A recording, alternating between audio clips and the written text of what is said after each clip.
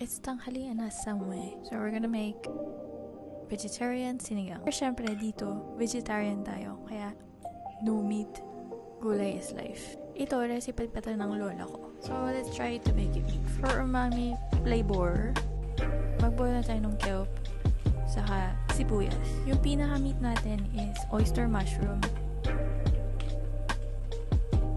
Putin mo na yung oyster mushroom and then lagay mo na ng kamatis. So, palambutin natin yung kamatis and gabi, of course. Pag lumambot na yung gabi, lagyan na natin ng asin kung kailangan pa ng asin. Tapos, yung talong.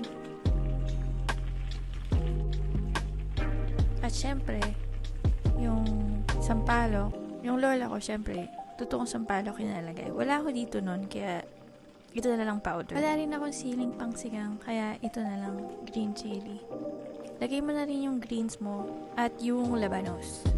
So, madali lang silang maluto. So, paglagay mo, i-turn off mo na yung stove. Kasi, alam mo, malulusak, overcooked. Tapos, yun na yun. Enjoy your meal. Enjoy your food. Ang dami ko na nakitang sinigang recipe. Pero, feeling ko ito talaga yung parang kalasa nung sinigang.